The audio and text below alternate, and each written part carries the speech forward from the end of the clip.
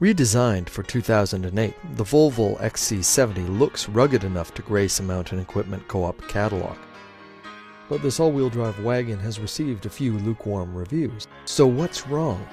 They were written in California for one, so they harp about the 0 to 100 performance and the weight of the all-wheel drive, and the XC70 being more a Gore-Tex-clad fashion statement than necessity. And most of that's true in the context of LA, say, or even on the streets of downtown Vancouver. But what happens when you hold the XC70 to a more Nordic standard of performance? Then it might just be a case of the winter takes it all. So, iPod loaded with ABBA, we headed north with this big Swede to find out. Out on the highways, the Volvo is no Jackrabbit Johansson. At 235 horsepower and 236 pound-feet of torque, the 3.2-liter inline-six would be ample for a smaller car. But this is a hefty 1,891 kilogram station wagon. So some caning may be required. It's not always about power, though. Take the XC70's design, for instance. It's not going to have the Swedish boys hopping out of the hot tub anytime soon on the basis of sex appeal. But it certainly promises to get them there in style with some nicely rugged touches. Like the durable plastics covering the lower portion of the car, saving the paint from salt and gravel. And Volvo's new design vernacular features some nice callbacks to its history. More smoothed 60s rather than flat-packed boxy 70s. What the XC70's look does is make a promise of practicality, and that's where a minor issue creeps in. Somewhere, there's the band members from ABBA going around with their walkers, driving in one of these. That would explain so much about the car. The interior, for example, looks like your Swedish grandmother designed it. It's all brown and beige and cream. That's going to hold up in the snow.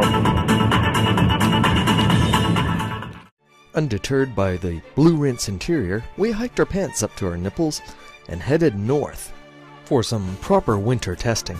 The suspension set on comfy mode is so marshmallowy you get a lot of body roll. Frankly, we switched it over to advanced setting because we were getting seasick. No, really. Luckily, the sport and advanced settings firm things up nicely and improves the cornering to boot. Normally for a car review, you would see a pristine car against a pristine background, and it probably has been washed 3 times that day. Let's just say that by the time we reached the interior of BC, the XC70 was showing signs of real-world testing. So, with a Haldex all-wheel drive system, worthy of the XC70's corporate sibling, the Land Rover LR2, and a set of Grizzlevad Nord Frost 5 winter tires, how does the XC70 actually fare in winter? Just fine, thank you.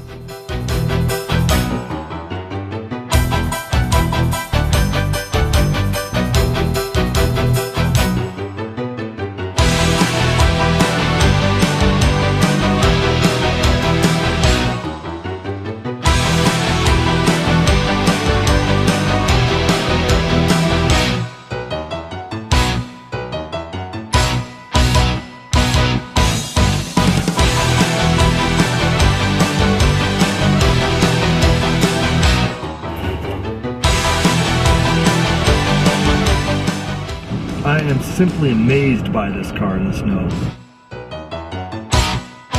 We just watched the locals go by with a 4x4 truck, full winter tires and full chains. And we needn't bother. When we stopped to turn around for another photo run, they asked whether we were okay.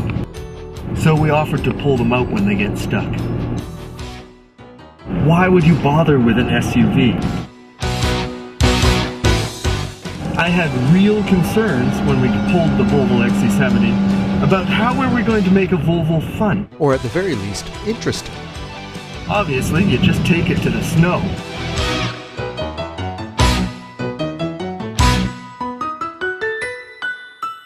You actually got a little bit of slide there. If there's a pinup car for the cross-country skiers out there, It's not going to be a Lamborghini. It's going to be a Volvo XC70. Actually, that applies for any winter driver.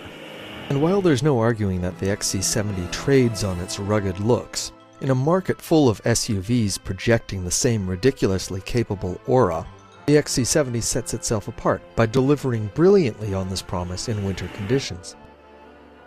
That's largely thanks to the Haldex all-wheel drive system and a stomping set of snow tires. And so, in the context of performance, you can't just look at the XC70 as a car, so much as a snowmobile.